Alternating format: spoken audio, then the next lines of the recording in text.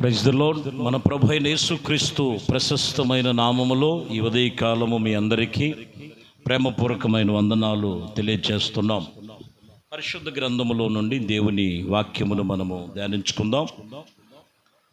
రోమాపత్రిక 15వ అధ్యాయము 29వ వచనం. నేను నీ యొద్దకు వచ్చినప్పుడు క్రీస్తు యొక్క ఆశీర్వాదము సంపూర్ణతతో వత్తునని ఎరుగుదును. పౌలు గారు ఈ వాక్యములో చెబుతున్న మాట, నేను మీ యొద్దకు వచ్చినప్పుడు సంపూర్ణ ఆశీర్వాదముతో వచ్చి తిని, సంపూర్ణ ఆశీర్వాదముతో వచ్చి తిని. దేవుని వాక్యం ఈ పూట చెబుతున్న మాట, యేసునొద్దకు వచ్చేవారు, యేసునొద్దకు పిలుస్తున్నవారు, ప్రభు ఎన్నో మార్లు వాక్యము చేత మాట్లాడి నా యొద్దకు రండి అని ప్రభు పిలుస్తున్నటువంటి విషయంలో ప్రతి ఒక్కరిని కూడా ఆయన పిలిచి ఆయన యొద్దకు రమ్మనటానికి గల కారణం, ఆయన యొద్దకు వచ్చిన వారితో చెబుతున్నటువంటి మాటలు ఖచ్చితంగా సంపూర్ణమైన ఆశీర్వాదం పొందాలి, సంపూర్ణమైన ఆశీర్వాదం పొందాలి.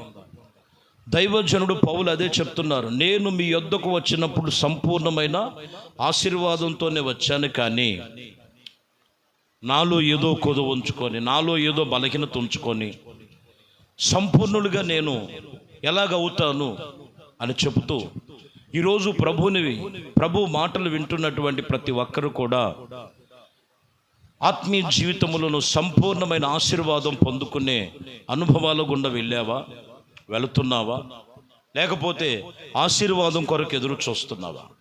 ఒకసారి వాక్యాన్ని మీరు పరిశీలన చేయాలి. ఆదికాండములో 15వ అధ్యాయము 16వ వచనములో అబ్రహామును గురించి రాయబడి ఉన్నది. 16లో అమోరియలలో ఇదిగో అక్రమము ఇంకను సంపూర్ణము కాలేదు. ఆ క్రమము చూడండి, కాలేదు గనుక నా 4వ తరము వారు ఇవ్వబడినటువంటి మరల ఇక్కడ మనం గమనిస్తే నిశ్చయముగా తెలుసుకున్నటువంటి అబ్రహాముతో చెప్పాను. ఏమని చెప్పారు మనం చూసినట్లయితే, వారందరికంటే అబ్రహామును దేవుడు సంపూర్ణమైన ఆశీర్వాదముతో ఉంచినట్లుగా రాయబడి ఉన్నది. ఇక్కడ కూడా మనం చూస్తే ఆ క్రమము ఇంకనూ సంపూర్ణము కాలేదు. ఆ క్రమము ఏ క్రమము? దేవుడు చేసినటువంటి క్రమము చూడండి, అమోరియలలో లేదు, కానీ అబ్రహాము నిశ్చయించుకున్నటువంటి దేవుడైన యెహోవా సన్నిధిలో, అబ్రహాము దేవుడి సన్నిధిలో సంపూర్ణమైన ఆశీర్వాదము పొందినవాడై ఉన్నట్లుగా రాయబడినటువంటి మాటలు. ప్రియమైన దేవుని బిడ్డలారా, ఈరోజు మనము గమనించినట్లయితే రీతిగా అబ్రహామును దేవుడు అన్ని విషయాల్లో ఒక్క విషయంలోనే కాదు, సంపూర్ణమైన ఆశీర్వాదములోనికి తీసుకొచ్చాడు.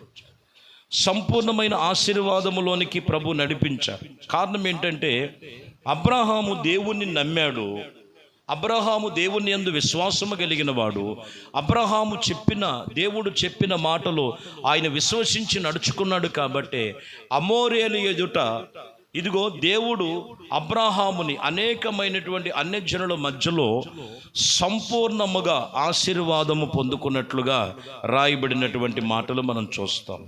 లూకా సువార్తలో కూడా 1వ అధ్యాయము 23వ వచనములో జకరీయుని గురించి రాయబడి ఉన్నది. అతడు సేవ చేసిన దినములు సంపూర్ణమైనప్పుడు తన ఇంటికి వెళ్ళినట్లుగా రాయబడింది. విశ్వాస జీవితంలో కానీ, సేవా పరిచర్యలో కానీ, నీకు అప్పగించినటువంటి బాధ్యతను, నీకు అప్పగించిన విశ్వాస జీవితంలో ఏం చేయాలంట? సంపూర్ణం చేయాలి. ఒక సంపూర్ణతలోనే ఉంటుంది ఆశీర్వాదము దాగి ఉంది. ప్రారంభం బాగానే ప్రారంభిస్తారు, విశ్వాస జీవితంలో కూడా ఎంతో ఆసక్తితో ప్రారంభిస్తారు. కొన్ని రోజులకు వచ్చేలకి విశ్వాసములో కొంచెం తొలగిపోయే వాళ్ళు చాలామంది ఉన్నారు. సేవ కూడా ఎంతో వైరాగ్యంతో ప్రారంభించినటువంటి సేవా పరిచర్యలో ఉన్నారు. కానీ కొన్ని సేవా పరిచర్య నిమిత్తము కొన్ని శ్రమలు, ఇబ్బందులు, శోధనలు కలగగానే మాకు ఈ బాధలు, ఈ శ్రమలు మాకు వద్దని తిరిగి మరల లోకములో ఉద్యోగానికో, వ్యాపారాలకో, చేతి పనులకో వెళ్ళిపోయినటువంటి వారు కూడా లేకపోలేదు. కాబట్టి ఇక్కడ మనం చూస్తే జకరియను గురించి రాయబడిన మాట, అతడు సేవ చేసిన దినములన్నీ కూడా సంపూర్ణము చేసి అతని ఇంటికి వెళ్ళినట్లుగా రాయబడి ఉన్నది. దేవుడి సన్నిధిని ఈరోజు మనం చాలా జాగ్రత్తగా గమనించాలి. నీకు అప్పగించినటువంటి ఆత్మీయ జీవితంలో మొదటిగా నువ్వు సంపూర్ణత చేసినట్లయితే సంపూర్ణతలోనే ఆశీర్వాదం ఉన్నది అనేది మీరు తెలుసుకోవాలి. ప్రకటన గ్రంథములో 3వ అధ్యాయము 2వ వచనం సంఘానికి చెప్తున్నటువంటి మాటలు. 2వ వచనం చదువుతున్నాం. నీ క్రియలు దేవుని ఎదుట సంపూర్ణవిగా నాకు కనబడలేదు కనుక నువ్వు జాగరూకుడువై సావునకు కొన్ని విషయాల్లో వాటిని చచ్చినటువంటి రీతిగా ఉన్నప్పటికీ మిగిలిన వాటినైనను బలపరుచుకో. కొన్ని ఆల్రెడీ కొన్ని పాడైపోయినాయి, కొన్ని నష్టపోయావు, కొన్ని ఇబ్బందుల్లో ఉన్నావు.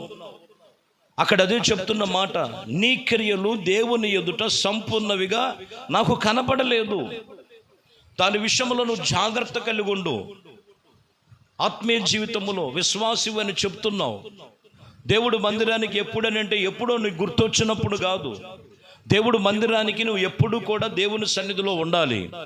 దేవుడు వాక్యము చెబుతున్నట్లుగా నువ్వు నడుచుకోవాలి. దేవుడు వాక్యానుసారంగా నువ్వు నడుచుకుంటున్నటువంటి రీతిని సంపూర్ణత చెయ్యాలి. దేవుని సన్నిధిలో ఈరోజు చెబుతున్నటువంటి విషయం, వాటి విషయంలో జాగ్రత్తగా ఉండు. సంపూర్ణత లేకపోవటమే కొన్ని విషయాల్లో ఏమైపోయిందంటే కొన్ని చచ్చినవై ఉన్నాయి. ఎలాగో కొన్ని చచ్చినవి, మిగతా వాటినైనను బలపరుచుకో. జాగ్రత్తగా ఉండు, సంపూర్ణం చేయి. అప్పగించిన పని, అప్పగించిన విశ్వాస జీవితం, దేవుడితో నువ్వు తీసుకున్న నిర్ణయము, నిబంధన, వాటి విషయంలో జాగ్రత్త కలిగి సంపూర్ణత చేయి. అప్పుడు దేవుడు నీకు బలము కలుగు చేస్తున్నట్లుగా రాయబడి ఉన్నది. మొదటి పత్రికలో, ఎఫెసీ పత్రిక 1వ అధ్యాయములో 3వ వచనంలో మనం చూస్తాం, మన ప్రభు అయిన యేసుక్రీస్తు యొక్క తండ్రియగు దేవుడు స్తుతించబడునుగాక. ఆయన క్రీస్తునందు పరలోక విషయములలో ఆత్మ సంబంధమైన ప్రతి ఆశీర్వాదమును మనకు అనుగ్రహించను. పరలోక సంబంధమైన ఆశీర్వాదము మనకి అనుగ్రహించను.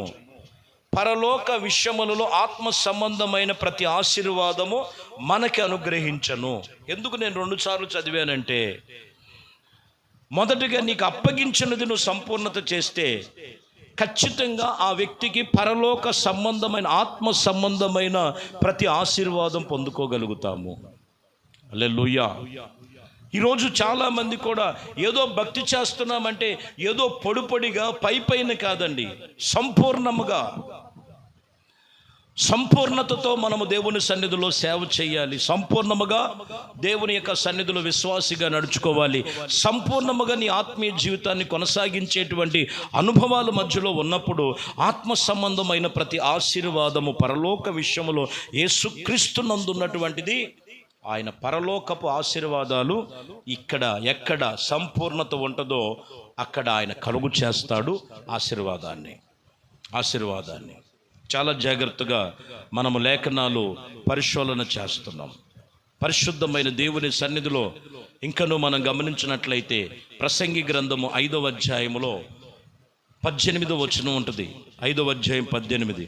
మరియు కోరదగినదిగాను చూడముచ్చటిగానున్నదిగాను నాకు కనబడుతున్నది ఏదనగా, దేవుడు తనకు నియమించిన ఆయుష్కాల దినములు ఒకడు అన్నపానములు పుచ్చుకొనుచు తన కష్టార్జితమును అంతట వలన క్షేమముగా బ్రతుకుటియే ఇదే వానికి భాగ్యము. చూసారా, వాడు సంపాదన అంతట్లో కూడా క్షేమముగా వారు పొందుకొని కష్టార్జితం అంతటా కూడా క్షేమముగా బ్రతుకుటియే ఇదే వానికి భాగ్యము అని చెబుతూ, దేవుడు తనకిచ్చినటువంటి విషయములో ఆయుష్కాల దెములన్నీ కూడా ఒకడు అన్నపానములు పుచ్చుకొనుచు అనే మాట మనం చూడొచ్చు. ఏది నీకు సంపూర్ణమైనటువంటి ఆశీర్వాదం? సంపూర్ణమైన ఆశీర్వాదం. వాడు బ్రతుకు దినములంతా కూడా అన్నపానములు పుచ్చుకొనుచు ఆయుష్కాలాన్ని చక్కగా గడిపి దేవుడి సన్నిధిలో ముగించుకున్నటే అదే కదా క్షేమభాగ్యము. క్షేమభాగ్యము. ఈరోజు ఆ క్షేమభాగ్యం ఎంతమందిలో ఉంది? సంపాదిస్తున్నారు కానీ కడుపు నిండా తినలేని పరిస్థితి. సంపాదిస్తారు కానీ ఇదిగో నేను ఇది తినలేనండి. ఎందుకంటే వాళ్ళలో ఉన్న బలహీనత, వాళ్ళలో ఉన్నటువంటి అనారోగ్య సమస్యలు, వాళ్ళలో ఉన్నటువంటి కొన్ని వ్యాధి బాధలు. ప్రభు చెప్తున్నారు, నువ్వు సంపూర్ణమైన ఆశీర్వాదం పొందుకోవాలంటే నీ ఆయుష్ దినములంతా కూడా నీ కష్టార్జితమును అన్నపానములు పుచ్చుకొనుచు ఇదిగో నీవు గడపటియే ఇదే కదా క్షేమభాగ్యము. క్షేమభాగ్యము. కాబట్టి దేవుడి వాక్యం ఈరోజు చెప్తున్న మాట, అట్టి క్షేమభాగ్యమును నీకు కలుగు చేస్తున్నాడు. కాబట్టి ప్రియమైన దేవుని బిడ్డలారా, ఈరోజు వాక్యం చెప్తున్న మాట, మొదటిగా సంపూర్ణమైన ఆశీర్వాదం పొందుకోవాలంటే యేసుక్రీస్తు ద్వారానే, ఆయన చెప్పిన వాక్కుల ద్వారానే, నీకు అప్పగించిన పని, నీకు నియమించిన పని, నీకు ఏర్పరచబడినటువంటి దేవుడితో నిబంధన చేసుకునే సంపూర్ణముగా దేవుడితో నువ్వు నడుచుకో. నీకు క్షేమ భాగ్యము, నీ బ్రతుకు దినములన్నీ కృపాక్షేమములతో నింపి ఆయన నీకు సంపూర్ణమైన ఆశీర్వాదము నీకు కలుగు చేయునుగాక. ప్రార్థన. పరిశుద్ధుడా, ప్రేమ కలిగిన తండ్రి, ఈ వాక్యం విన్న ప్రతి ఒక్కరిని మీ చేతుల్లో సమర్పిస్తున్నాం. ఏ ఒక్కరు కూడా ఎక్కడ నిర్లక్ష్యపరచక మీరు అప్పగించిన ఆత్మీయ జీవితాన్ని సంపూర్ణత చేయటానికి, ఆ సంపూర్ణతలోనే ఆశీర్వాదం ఉంది, ఆ సంపూర్ణతలోనే క్షేమం ఉంది. అట్టి సంపూర్ణమైనటువంటి నిబంధన ప్రతి ఒక్కరిలో కలుగు చేయమని, మహిమ ఘనత ప్రభావాలు మీకే పొందుకోమని యేసుక్రీస్తు నామములో ప్రార్థించి వేడుకొనుచున్నాము తండ్రి. ఆమేన్. ప్రభు మిమ్మల్ని దీవించి క్షేమముగా ఆశీర్వదించబడుదురుగాక. ఆమేన్.